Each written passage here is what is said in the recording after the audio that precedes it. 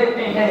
ذوالنون مصری نماز پڑھ رہے تھے, قرآن کی تلاوت کر رہے تھے, رقاصہ نچلیاں خمک خمک کر کے رو رہی تھی, آنسو آ رہے تھے. ذوالنون نے اللہ اکبر کہا, رکوع میں سر رکھ دیا, رکوع سے اٹھے اور پیشانی زمین پہ رکھ دی.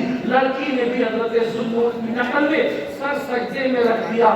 ذوالنون نے سبحان ربی الاعلیٰ زبان سے کہا اور دل سے کہا, مولا بہت محنتوں سے یہاں تک لایا ہوں, مولا بہت محنتوں سے یہاں تک لایا ہوں. یہاں تک لانا میرا کام تھا, اس کے آگے سنبھالنا تیرے کرم پر ہے. مولا اگر تیرے کرم نے سہارا نہیں دیا تو دنیا کی کوئی طاقت اس کو دوسرا سجدہ نہیں کروا سکتی. دنیا نے دیکھا ذوالنون نے جب سجدے سے سر اٹھایا تو نماز پوری کی تو وہ لڑکی تھی, وہ غائب تھی. اب وہ لڑکی کو ڈھونڈا گیا, نہیں ملی.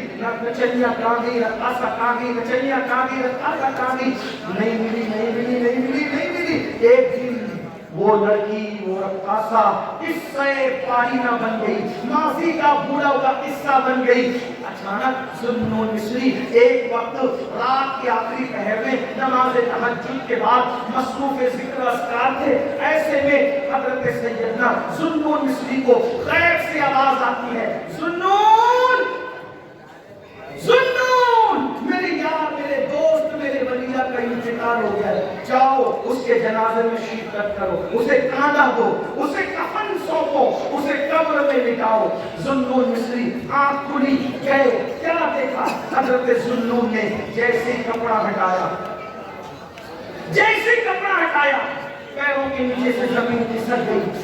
کوئی اور نہیں تھا, وہی وہ رقاصہ اور نچلیاں تھی. چند دنوں پہلے حضرت ذوالنون نے جس کو سجدہ کروایا تھا, ایک سجدہ, وہی رقاصہ, وہی نچلیاں تھی جس کا لاشا پڑا ہوا تھا.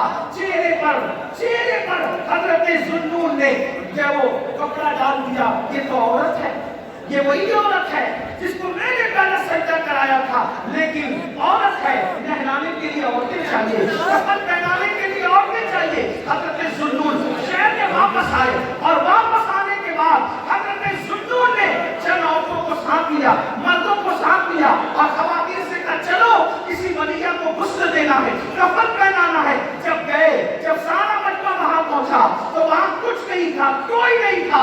حضرت ذوالنون پریشان تھے, یا اللہ وہ لاشا کہاں چلا گیا, وہ لاشا کہاں چلا گیا. ایک نور کا خط لکھا ہوا دیکھا, ذوالنون جو ہمارے ہو جاتے ہیں ہم کسی اور کے کفن دفن کا محتاج بھی نہیں رکھتے, وہ انتظام ہم خود ہی کر لیا کرتے ہیں. حضرت ذوالنون نے سوچا, یا اللہ میں نے پہلا سجدہ کرایا تھا, اتنی مقبول کیسے ہو گئی. گئے, تفکرات میں تھے, سوچ میں تھے, سوچ و فکر میں ڈوبے ہوئے تھے, سوچ و فکر میں ڈوبے ہوئے تھے. نیند نہیں آ رہی تھی, اچانک آنکھ لگی تو کیا دیکھا, وہی لڑکی ہے جو جنتی لباس پہن کر جنت کے باغوں میں ٹہل رہی ہے. وہ کامیاب ہو گئی, وہ کامیاب ہو گئی, وہ کامیاب ہو گئی, وہ جنت کے باغوں میں ٹہل رہی تھی. ذوالنون مصری نے کہا, اے لڑکی, تو وہی رقاصہ ہے نا جو ہمارے محلے میں ناچتی تھی, رقص کرتی تھی, ناچتی تھی, یہ بتا یہ مرتبہ تجھے کیسے مل گیا.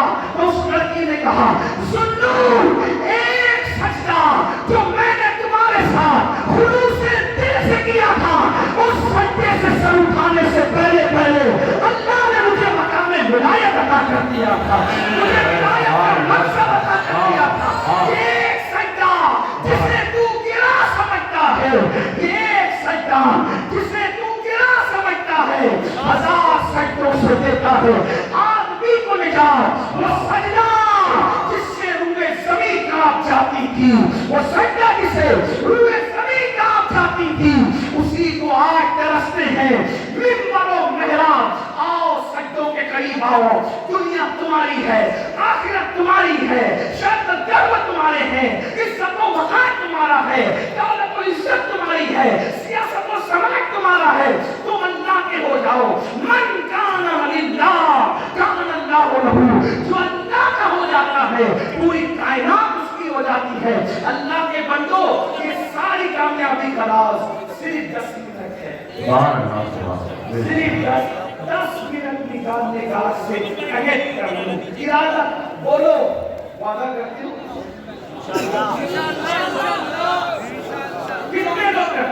سبحان اللہ سبحان اللہ سبحان بھائیو اللہ. وعدہ کرو گے تو ہی نماز فرض ہے، نہیں کرو گے تو بھی فرض ہے.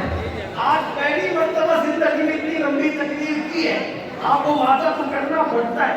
بولو وعدہ کرتے ہو؟ اٹھائیں ذرا، ہاتھ اٹھائیں، فرشتوں کو گواہ بنائیں. کتنے لوگ وعدہ کرتے ہیں؟ اٹھا کے رکھو، اٹھا کے رکھو. دوسرا وعدہ، صرف تم نماز نہیں پڑھو گے، بس صرف تم ہی نماز نہیں پڑھو گے، اپنی بیوی بچوں کو بھی نماز پڑھو گے.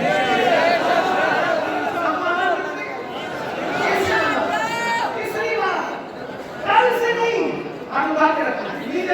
ذرا دیکھو تو صحیح، بہت بڑی بڑی باتیں کرتے ہو، کتنی دیر نبی کے نام پہ ہاتھ اٹھا کر وہ بھی تو دیکھو نا. تیسری بات، کل سے نہیں، آج سے، ابھی سے پڑھیں گے. جن کی عشاء باقی ہے پڑھیں گے انشاءاللہ، پڑھیں گے انشاءاللہ. اگر ایسا ہوا تو 2.25 گھنٹے میرا اتنا چیخنا کامیاب ہوگا انشاءاللہ. امروہہ والو، میں نے آج تک اتنی لمبی تقریر نہیں کی. شاید یہ پہلی مرتبہ 2.25 گھنٹہ میں نے، اس لیے کہ میری عادت ہے میں 1.5 گھنٹے سے زیادہ کہیں نہیں بولتا، لیکن آج غوث اعظم کا خصوصی کرم، سبحان اللہ سبحان اللہ. خصوصی عنایتیں، صابر پاک کی نظر کرم، رسول پاک کی امداد. آج آپ اور ہم دونوں ایک دوسرے سے 2.25 گھنٹہ مخاطب ہیں، لیکن امروہہ والو تمہاری یہ محبت بھی مجھے مرتے دم تک یاد رہے گی. نعرے تکبیر، نعرے رسالت، مسجد اعلیٰ حضرت، نعرے طیبہ کانفرنس، علامہ سید امین القادری صاحب قبلہ، نعرے تکبیر، جشن دستار بندی، جلسہ عثمانیہ فیضان رضا، سرزمین امروہہ، علماء اہل سنت. میرے بھائیوں، اتنی دیر میں تو مجموعہ ٹوٹ کر چڑھے لوگ خالی ہو جاتے ہیں، بھاگ جاتے ہیں. تو نماز پڑھیں گے انشاءاللہ، گھر والوں کے ساتھ پڑھیں گے انشاءاللہ، بچے کو نمازی بنائیں گے انشاءاللہ، اور جو دوستوں کا سرکل ہے ان کو ہی نمازی بنائیں گے انشاءاللہ. اللہ پاک آپ سب کو سلامت رکھے، پاک سلامت رکھے. اللہ دونوں جہان کی فلاح نصیب فرمائے، کامیابی نصیب فرمائے. اور آج جس مدرسے کا یہ سالانہ اجلاس ہے فیضان رضا، اللہ اس مدرسے کو بھی دین کی رات والی ترقی عطا فرمائے. ماشاءاللہ 25 فارغین مجھے بتائے جا رہے ہیں، قاری عامر صاحب نے 25 فارغین ہیں ماشاءاللہ. اور صرف یہی مدرسہ نہیں، عاشقان رسول کے جتنے مدارس ہیں ہر مدرسے کی مدد کرو، تعاون کرو. جامعہ نعیمیہ ہوا اور آس پاس کے جتنے سب علاقے ادارے ہیں، اور جامعہ اشرفیہ ہوا اور جامعہ الرضا ہوا، منزل اسلام جو بھی ہیں ہمارے استاد کے، اس لیے کہ جب تک مدرسے سلامت ہے ہمارا دین سلامت ہے. العلم حیات الاسلام و عماد الدین، علم اسلام کی زندگی ہے، دین کا ستون ہے. یاد رکھنا، نمازی تو محلے سے مل سکتے ہیں لیکن امام صرف مدرسوں سے ملتے ہیں. نمازی کہیں بھی پکڑ کے لائے جا سکتے، مقتدی امام مدرسے سے ملتا ہے. اس لیے مدرسوں کی قدر کرو اور مدرسوں کی اہمیت جانو، مدرسوں کو مضبوط کرو. مدرسے مضبوط ہوں گے ہمارا دین مضبوط ہوگا. اس لیے کہ ہماری جو ٹکی ہوئی دین کی عمارت ہے وہ مدرسوں سے ہے.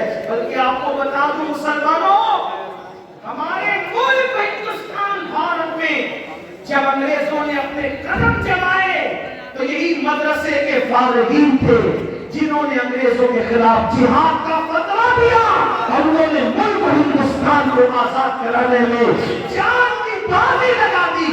یونیورسٹی اور کالج والے بعد میں آئے، سب سے پہلے جو آگے آئے یہی مدرسے کے لوگ تھے جن کا نام فضل خیر آبادی تھا، کافی مراد آبادی تھا، حضرت فیض عثمانی تھا. یہ سب بڑے بڑے لوگ اللہ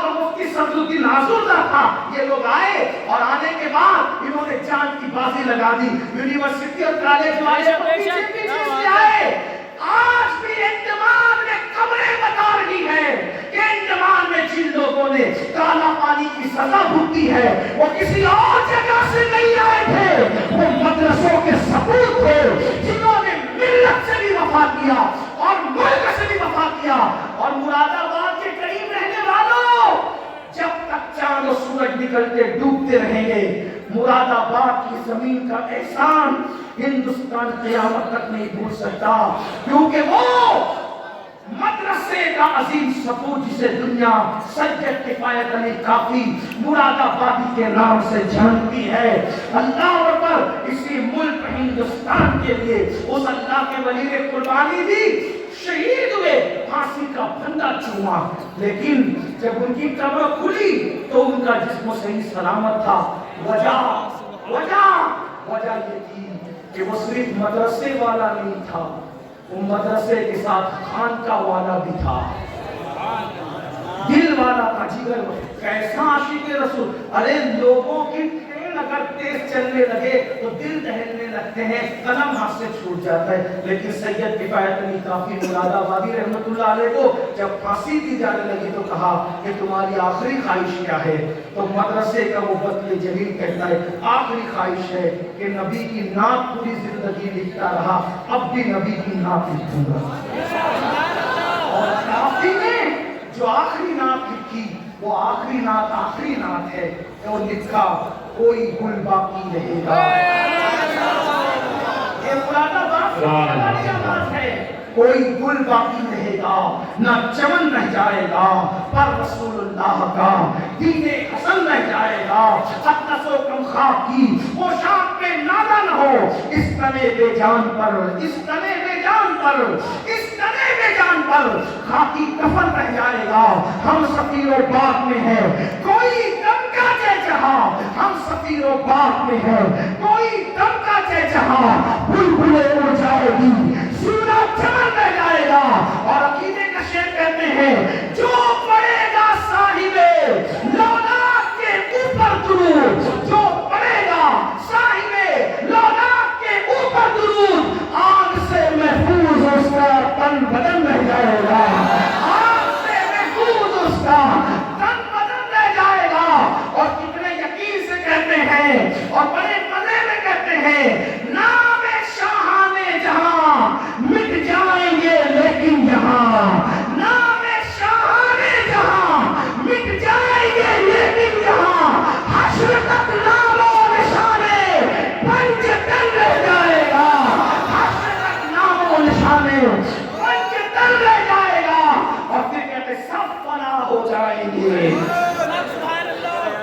سب فنا ہو جائیں گے، سب فنا ہو جائیں گے، کافی وہ لیکن حشر تک۔ کافی مراد آبادی وہ شاعر ہے جن کے بارے میں اعلیٰ حضرت کہتے ہیں میں کسی شاعر کی شاعری نہیں سنتا قصداً، صرف دو ہی لوگوں کو سنتا ہوں، ایک تو میرے چھوٹے بھائی حسن بریلوی کو سنتا ہوں اور دوسرے کافی مراد آبادی کو سنتا ہوں۔ کافی مراد آبادی ایسے شاعر ہیں جن کو امام احمد رضا نعت خوانی کی دنیا کا بادشاہ کہتے ہیں، کافی کو بادشاہ کہتے ہیں، خود کو وزیر اعظم کہتے ہیں نعت خوانی کی دنیا۔ جب وزیر کا کوئی جواب دیے رضا بریلوی کا تو جو بادشاہ اور نعت خوانی کی دنیا کا اس عاشق کا کیا جواب، وہ تمہارے مراد آباد کے تھے اور قبر کھلی تو کفن بھی محفوظ تھا، تو کیا کہتے ہیں نام شاہان جہاں مٹ جائیں گے لیکن یہاں، حشر تک نام و نشانے پنج تن رہ جائے گا، اور سب فنا ہو جائیں گے، سب فنا ہو جائیں گے، کافی وہ لیکن حشر تک سب فنا ہو جائیں۔ یقین دیکھو یقین، نعت مٹانے والوں کی نہیں چلیں گی،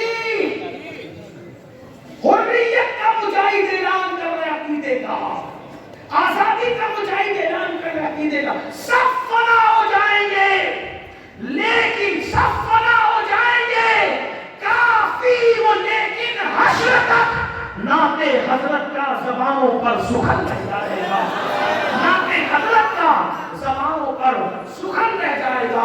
तो मदरसे ने ऐसे ऐसे लोगों को दिया, इसलिए हमें मदरसों की कद्र करना, मदरसों को आगे बढ़ाना, मदरसों को मजबूत करना, ये हम सबकी अव्वलीन जिम्मेदारी है। आपने बहुत वक्त दिया, बहुत वक्त इनायत किया, अब थोड़ा सा वक्त जो है आप और रुक जाएंगे तो बड़ी मोहब्बतें आपकी, बड़ी मेहरबानी, क्योंकि किबला हुजूर अमीर सुन्नी दावत इस्लामी बहुत लंबा सफर करके, इतनी लंबे सफर से सिर्फ आपसे मिलने के लिए और कुछ जरूरी बातें आपसे करने के लिए तशरीफ लाए हैं, और वो आ चुके हैं, बस वो महफिल में भी आ रहे हैं। थोड़ी देर अगर 10-15 मिनट का टाइम आप और बैठ जाते हैं तो हजरत को भी खुशी होगी, आप हजरत की बातें सुन लें और उस पर अमल करें। किबला अमीर सुन्नी दावत इस्लामी की गुफ्तगू इतनी खूबसूरत होती है कि कभी कभी एक जुमला जो है वो दर्जनों तकलीफ पर भारी नजर आता है। कभी कभी एक एक उनका कौल वो जब पेश करते हैं ना तो बहुत खूबसूरत और हसीन और जमील अंदाज से पेश करते हैं। कभी कभी दिल झिझोड़ देते हैं, दिलों के अंदर इनकलाब आने लगता है, दिलों के अंदर तब्दीली आने लगती है। तो आइए अब हम अपने कायद, अपने अमीर का इस्तेकबाल कर लें, सब लोग खड़े हो जाएं और हजरत का इस्तेकबाल करें। हजरत तशरीफ